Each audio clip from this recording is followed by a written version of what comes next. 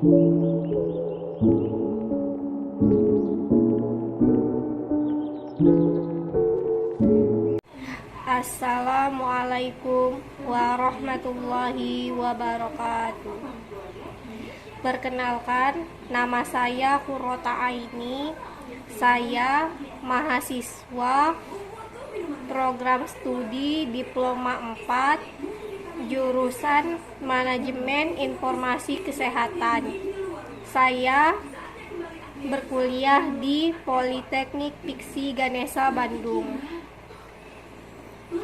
Saya akan menjelaskan mengenai metode prototype yang akan dibahas pada materi berikutnya. Pengertian metode prototype. Metode prototype adalah salah satu metode siklus hidup sistem yang didasarkan pada konsep model bekerja atau working model. Tujuan metode prototype mengembangkan model menjadi sistem final sehingga sistem ini akan dikembangkan dengan cepat dan biayanya menjadi lebih rendah.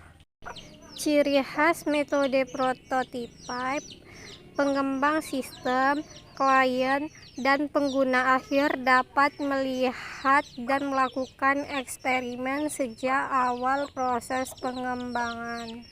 Manfaat metode prototype ada 5, yaitu 1. Mewadahi keinginan klien. Dengan adanya prototype, klien atau konsumen akan lebih mudah memahami proses pengembangan produk atau mendapat gambaran bagaimana produk akan dibuat. 2. Memberi visi yang nyata. Dengan adanya prototype, para pengembang maupun klien dapat melihat visi atau gambaran produk secara lebih jelas dan real. Tak hanya itu, implementasi konsep menjadi sebuah prototype juga lebih mudah didiskusikan antara klien dan pengembang.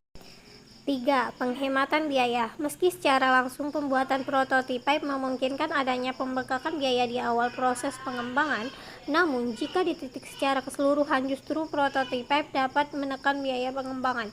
Hal ini disebabkan adanya realisasi konsep yang juga diikuti dengan proses evaluasi dari berbagai percobaan tertentu. Adanya proses evaluasi dari konsep menjadi prototype akan lebih efisien secara waktu dan biaya. 4. Memudahkan presentasi produk. Hampir di tiap pameran produk atau semacamnya, peran prototype menjadi amat penting. Sebabnya, adanya prototype dapat memudahkan pengembang untuk mempresentasikan ide dan konsepnya kepada calon konsumen atau bahkan investor. Hal ini tentu saja akan sulit dipahami jika pengembang hanya mempresentasikan konsep dan teorinya saja tanpa ada prototipe fisik pada orang lain. 5. Acuan pengembangan produk di masa depan. Pengembang untuk menciptakan produk baru di masa mendatang, prototipe dari masa ini dapat dijadikan acuan dalam analisis baru terhadap kebutuhan pasar atau produk baru di masa mendatang. Setidaknya prototipe yang ada dapat memunculkan ide baru bagi pengembang. Tahapan metode prototype ada 5. 1. Requirements. 2. Quick design. 3. Build prototype. 4. User evaluation. 5. Refining prototype. 6. Implement and maintain atau analisis kebutuhan. Tahapan model prototype dimulai dari analisis kebutuhan. Dalam tahap ini, kebutuhan sistem didefinisikan dengan rinci. Dalam prosesnya, klien dan tim developer akan bertemu untuk mendiskusikan detail sistem seperti apa yang diinginkan oleh user. Tahap 2, Quick Design atau desain cepat. Tahap kedua adalah pembuatan desain sederhana yang akan memberi gambaran singkat tentang sistem yang ingin dibuat, tentunya berdasarkan diskusi dari langkah 1 di awal. Tahap 3, Build prototype atau bangun prototype. Setelah desain cepat disetujui, selanjutnya adalah pembangunan prototype. Sebenarnya yang akan dijadikan rujukan tim programmer untuk pembuatan program atau aplikasi. Tahap 4, User Evaluation atau evaluasi pengguna awal.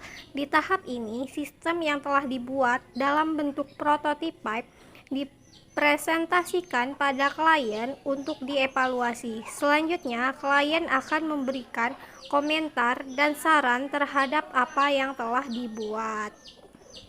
Tahap 5, Refining Prototype atau memperbaiki prototipe. Jika klien tidak mempunyai catatan revisi dari prototipe yang dibuat, maka tim bisa lanjut pada tahapan 6. Namun, jika klien mempunyai catatan untuk perbaikan sistem, maka fase 4-5 akan terus berulang sampai klien setuju dengan sistem yang akan dikembangkan. Tahap 6, Implement atau Product and Maintain atau implementasi dan pemeliharaan. Pada fase akhir ini, produk akan segera dibuat oleh para programmer. Berdasarkan prototipe akhir, selanjutnya sistem akan diuji dan diserahkan pada klien. Selanjutnya adalah fase pemeliharaan agar sistem berjalan lancar tanpa kendala. 7. 1. Menghemat waktu dan biaya pengembangan. 2. Adanya keterlibatan pemilik sistem sehingga kesalahan sistem bisa diminimalisir dari awal proses. 3. Membantu anggota tim untuk berkomunikasi secara efektif. 4. Klien memiliki kepuasan tersendiri karena sudah memiliki gambaran dari sistem yang akan dibuat. 5. Implementasi atau penggunaan sistem lebih mudah karena klien sudah tahu gambaran sistem sebelumnya. 6. Kemudahan dalam memperkirakan pengembangan sistem selanjutnya. 7. Memungkinkan klien untuk mempersiapkan perangkat lunak yang cocok dengan sistem yang akan dibuat. Kekurangan metode prototipe ada 3, yaitu 1. Prototipe adalah metode yang menghabiskan banyak waktu jika klien kurang puas di tahapan awal. 2. Klien terus-menerus menambah requirement dari sistem, pengen dibuatkan yang seperti inilah, seperti itulah, sehingga menambah kompleksitas pembuatan sistem. 3. Sistem akan terhambat jika komunikasi kedua belah pihak tidak berjalan secara efektif.